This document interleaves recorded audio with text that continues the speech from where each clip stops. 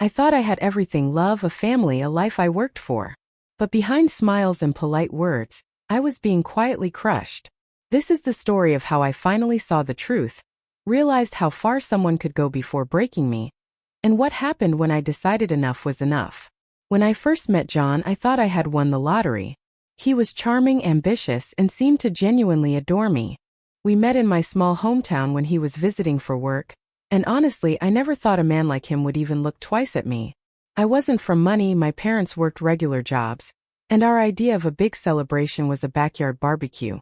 John, on the other hand, came from this polished, old money kind of family. His parents had these perfect smiles that never reached their eyes, and his sister treated me like I was some little country girl who accidentally wandered into their world. At first, I brushed it all off. I told myself, they just don't know me yet. Give it time, Olivia. They'll warm up once they see how much you love John. And John reassured me constantly, at least when we were alone.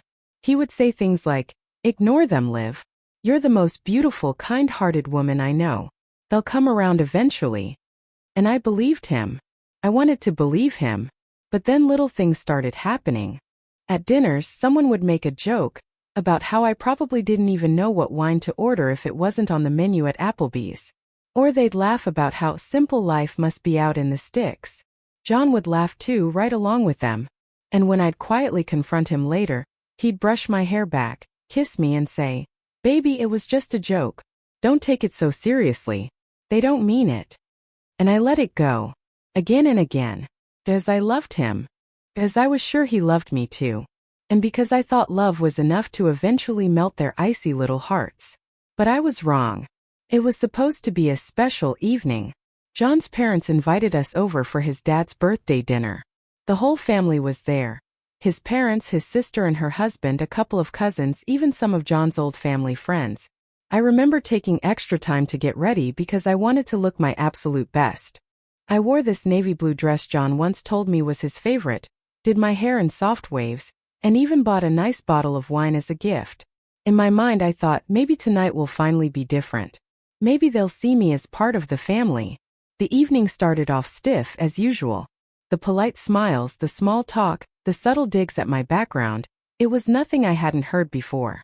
But then over dinner, someone made a comment about country girls, not knowing much about fine dining. His cousin laughed and said, "Hey Olivia, do they even serve food like this in your little hometown? Or is it all fried chicken and sweet tea?" Everyone laughed, including John.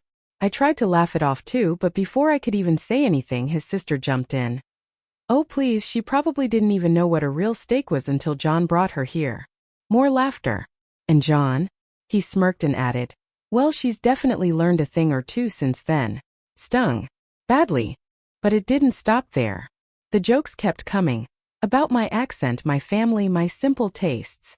Each jab was sharper than the last, and every time I glanced at John hoping he'd step in, he just didn't. He sat there laughing with them, letting it happen. And that was the moment I realized something was different tonight. This wasn't just teasing. It wasn't just harmless jokes.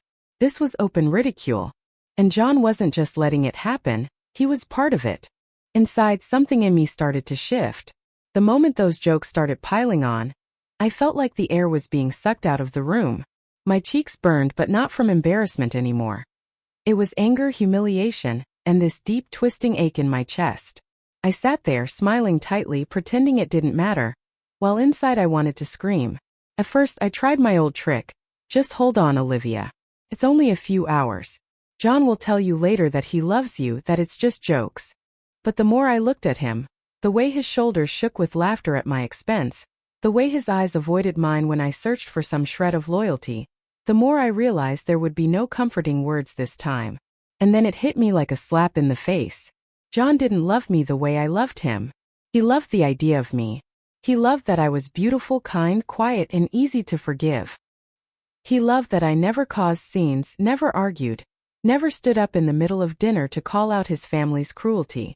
I wasn't his partner. I was his convenient little ornament, someone who would take the hits and keep smiling. As the laughter echoed around the table, memories came flooding back. Every dinner, every party, every sly insult disguised as humor. I remembered how many times I'd swallowed my pride, telling myself that things would change, that love was enough. But love hadn't protected me tonight. Love hadn't stopped John from laughing right along with them. By the time dessert came out, I wasn't even hurt anymore. I was cold, calm, because somewhere in the middle of that humiliating dinner, I realized I was done. This wasn't a family that would ever accept me, and John had made it clear he'd never defend me. And if he thought I was just going to quietly endure it forever, he was wrong. This time I wouldn't just walk away. I would make sure they all felt what I had felt for years. That night, after we got home, John slipped into his usual routine. He kissed my cheek, called me baby, and told me not to be upset. It was just jokes, Liv. You're too sensitive. You know I love you. His words felt like acid on my skin. Once I would have melted, clung to that reassurance. But not anymore. I just nodded, quiet, pretending to let it go like I always did. Inside, though, something had shifted permanently. For the first time in our entire relationship, I wasn't searching for excuses for him. I wasn't telling myself things would change. I was staring at the truth, raw and ugly. John would never respect me. His family would never respect me. And the only reason they felt so comfortable mocking me was because I had let them. But I wasn't going to let them anymore. Revenge didn't come to me as some dramatic, fiery plan all at once. It started as a quiet thought, a spark. They need to feel what I felt. They need to know humiliation. They need to know what it's like when someone you trust betrays you in front of everyone. The more I sat with it, the more detailed it became. I thought about the way his family worshipped appearances, their perfect house, their perfect dinners, their spotless reputation in their social circle. Everything was about control and image. So if I wanted to hurt them, all I had to do was pull back the curtain and let everyone see who they really were. And John? Well, he loved being admired, loved being seen as the man who rescued me. The one who polished up a small-town girl into someone who could fit his world. He'd built his entire ego on that image. So I knew exactly where to strike. For the first time in a long time I felt calm. Powerful even. Because for once I wasn't going to forgive. I was going to make them all regret ever underestimating me. The funny thing about revenge is that once you decide on it, you start noticing every weakness, every crack in the walls people think are solid. John and his family had plenty of cracks. I started small, quietly, carefully. I didn't storm out, I didn't confront anyone.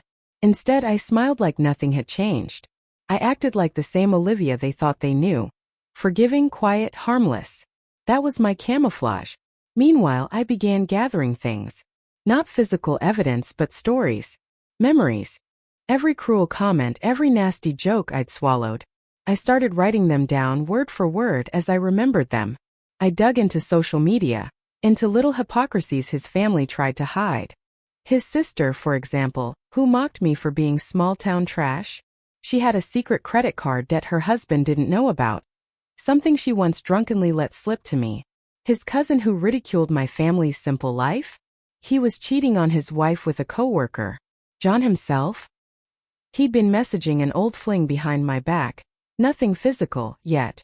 But enough flirty text to destroy his devoted husband image. I didn't confront him. I didn't cry. I didn't even change my behavior toward him. I acted like everything was fine, better than fine. That way, when I finally struck, none of them would see it coming.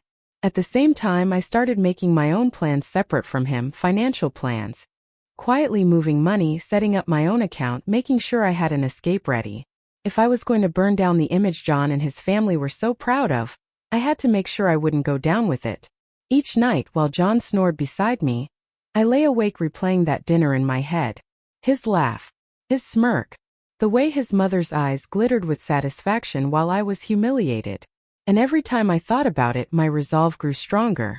This wasn't going to be an impulsive outburst. No, it was going to be a masterpiece.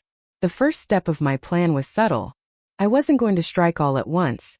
I wanted to loosen the bricks before pulling the whole wall down. So I started with John. If he thought I was the same forgiving Olivia, I needed to keep feeding that illusion. I made his favorite meals, complimented his work, laughed at his dumb jokes. He had no clue that every time he kissed me goodnight, I was silently planning how to dismantle his entire little kingdom. At the same time, I began planting seeds in his family's perfect social circle. His mother hosted charity luncheons and his father played golf with the same group of respectable people every week. I made sure to chat with them when I had the chance, dropping just the tiniest bits of information I knew would fester. Not full-blown confessions, just subtle comments like, "Oh, I guess Sarah's been stressed about money lately. She mentioned something about bills?" Or, "I saw Mark the other day with a woman from his office, I think. They looked really close." Always innocent. Always framed like I wasn't trying to stir anything. But gossip spreads like wildfire in circles obsessed with appearances. And I made sure I never looked like the one holding the matches. Meanwhile, I kept records. Screenshots of John's flirty texts. A note of every cruel joke made at my expense. Pictures, when I could manage them, of the family acting less than perfect.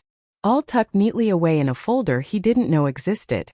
The beauty of it was that John and his family still thought they were in control. They still thought I was the meek little outsider desperate for their approval. But in reality, I was already pulling their strings. The chance to make my first big move came sooner than I expected. John's parents decided to host an anniversary party. 40 years of perfect marriage, as they called it.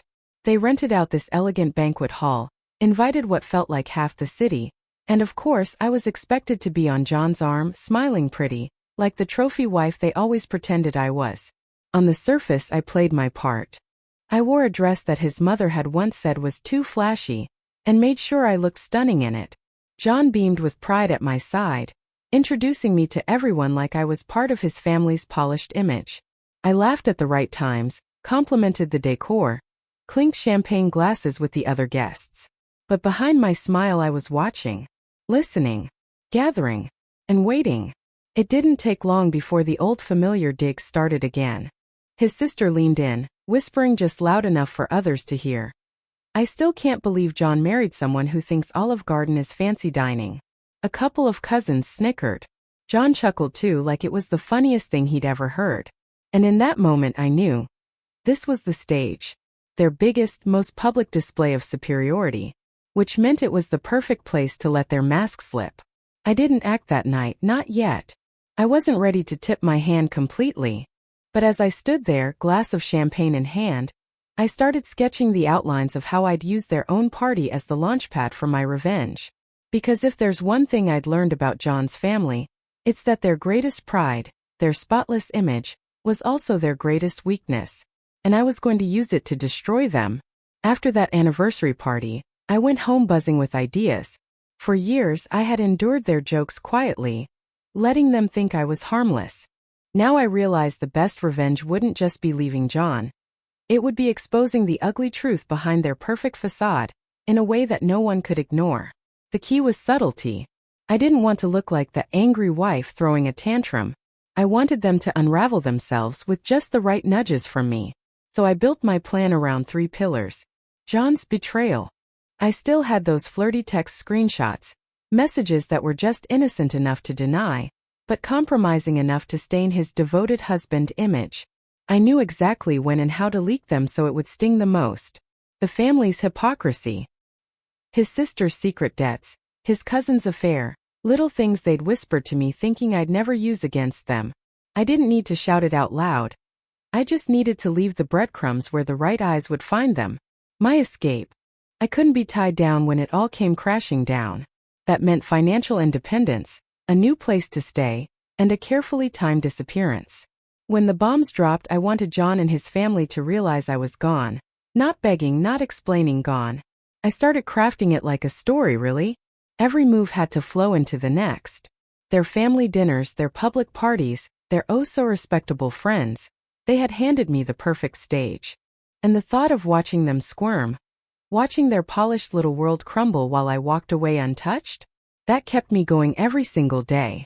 The first strike was small, almost invisible, but it hit exactly where it would hurt. I started by sharing tiny hints with a few key people in John's social circle. Not full-blown revelations, just little nudges that made them start questioning the family's perfection. A casual comment about his sister's debt here, a whispered story about his cousin's affair there. Nothing traceable back to me, just enough for the gossip machine to start turning. Meanwhile, I made sure John stayed blissfully unaware. I laughed at his jokes, kissed him goodnight, kept feeding him the illusion that everything was normal. He had no idea that every move he made, every smirk and laugh at my expense, had been catalogued and carefully stored in my mind. The effect was almost immediate. Friends and acquaintances began subtly questioning the family's pristine image. A raised eyebrow here, a whispered comment there. By the time John noticed, he thought it was just coincidence, but it wasn't. It was me, quietly orchestrating the collapse of their perfect little world. At home I kept my composure. I didn't gloat. I didn't hint at what was coming. I just smiled to myself in the mirror, knowing that the groundwork had been laid. This was no longer about being hurt or humiliated, it was about control. I had taken the power back. And the best part? John still didn't see it coming. It didn't take long for the first cracks to show. At a small dinner with some of John's family friends, I noticed the subtle changes immediately. The sister who always flaunted her financial superiority hesitated before bragging about her vacation. The cousin who had laughed at my small-town jokes suddenly looked uncomfortable when he mentioned his recent office trip. Even John's parents, who prided themselves on their polished reputation, were whispering to each other, glancing around nervously like someone had let a secret slip. And the whispers were spreading fast. People started questioning things I had planted, little inconsistencies that seemed harmless at first but now looked suspicious. John noticed the tension, of course, but he had no idea it was orchestrated. He kept asking me, "Why is everyone acting weird?" And I'd just smile, pat his arm and say, "I have no idea. Maybe they're stressed. Don't worry about it, baby." Inside I was thrilled. Every shocked glance, every awkward pause was a tiny victory. For the first time in years I felt powerful. I realized that John's smug laughter at my expense, his family's cruelty, their sense of superiority, all of it had fed this moment. And now they were finally feeling what it was like to be unsettled, to have their carefully curated image questioned. John was starting to panic, but not enough to realize I was in complete control. And that panic only made the situation more satisfying. I was no longer just Olivia, the quiet, forgiving wife. I was Olivia, the one who finally had the upper hand.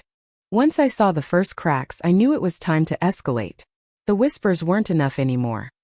I wanted full-blown chaos, just enough to make John and his family feel the humiliation they had piled on me for years. I started with John. I casually mentioned seeing a mutual friend who knew some interesting things about his cousin and sister. I didn't specify anything, just let it hang in the air.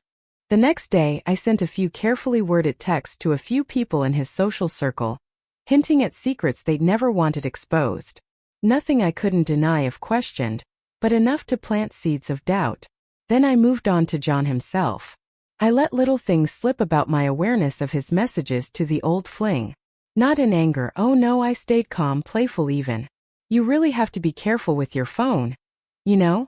I said once innocently when he tried to distract me with some joke. I watched the panic cross his face, subtle at first, then growing as he realized he couldn't completely hide anything from me anymore. His family began to fracture too. The sister got snappy at her husband during a group chat. The cousin started avoiding certain social events. His parents whispered more than ever, often in tones that carried just enough for me to overhear. It was working. Their perfectly polished world was starting to crumble. And through it all I stayed serene. I smiled. I laughed at their little panics like I always laughed at John's jokes, but this time it was real. I wasn't a victim anymore. I was the one holding all the cards. For the first time in years I felt free. The moment I'd been waiting for finally arrived.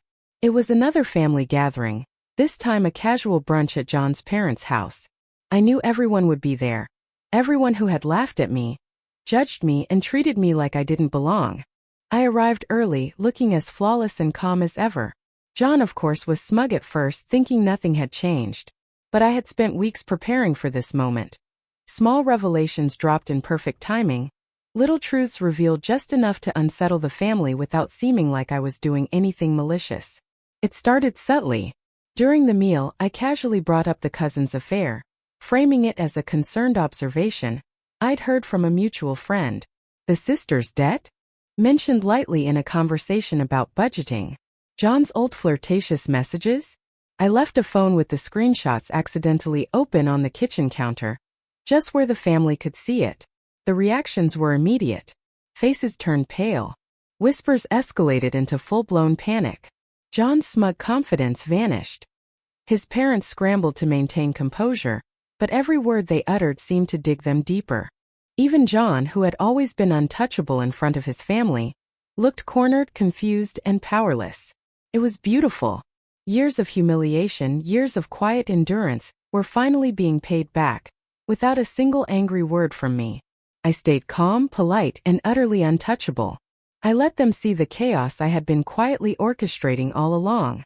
For the first time I saw John not as the man I loved, but as someone who could be hurt just like I had been, and it felt incredible. After the brunch, the house was a war zone of tension. John's family could barely meet my eyes, their usual arrogance replaced by nervous glances and whispered accusations. His mother kept pacing, muttering about how could this happen, while his sister tried to salvage her dignity but only ended up stumbling over her own words. Even John, who had always seemed untouchable, looked defeated. Every ounce of control he thought he had over me evaporated in the wake of my carefully laid plan. And me? I stayed composed, sipping my coffee, smiling softly, letting them squirm. It wasn't vindictive shouting or dramatic confrontations that hurt them. It was the realization that all their little cruelties, all their smug judgments, had been turned back on them, and they couldn't blame anyone. I had been the quiet, harmless wife all this time, and now I had the power. I could see it in the way John avoided my gaze, in the subtle tremor in his sister's voice, in the forced politeness of his parents. They had underestimated me for years, thinking I would just forgive, forget, and play along. But this was the exact opposite of playing along. For the first time I felt a sense of justice, not the kind that comes from yelling or causing a scene, but the kind that comes from knowing you've outsmarted them, that their world of appearances and superiority was cracking because of the very person they once mocked. And it felt liberating. After that brunch, I knew it was time to end it completely. John and his family had been destabilized and there was no going back, but I needed to make it permanent. I didn't yell, I didn't cry. I simply told John one evening calmly that I was leaving. No explanations, no begging. Just a clear, firm statement. I'm done. I can't stay in a family that has never respected me, and I can't stay with a husband who lets it happen. His shock was immediate. He tried to protest, tried to manipulate, tried to make me believe that somehow he really loved me, but I saw through it all now. The love I thought was there had been conditional, convenient, and ultimately hollow. I had loved him fiercely, but it was time to protect myself. Then came the final part of my revenge.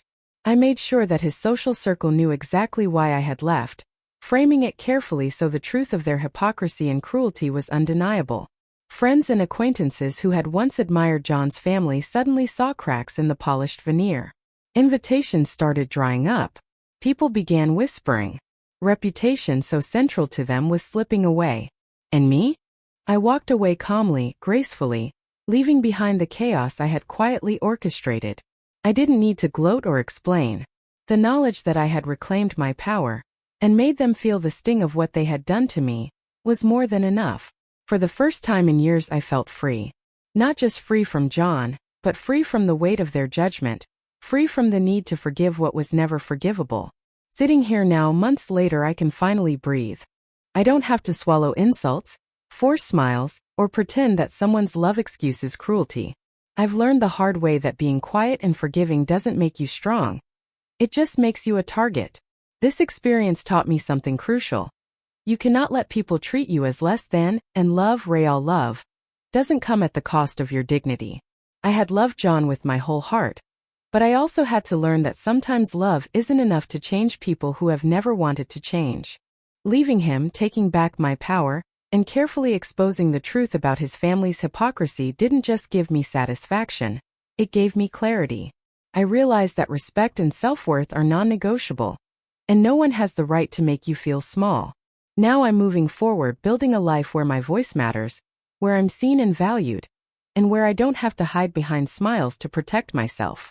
And if there's one thing I'll never forget, it's this: never let anyone make you feel invisible, and never stay in a place where your love is taken for granted. I survived it, I outsmarted them, and now I'm finally free.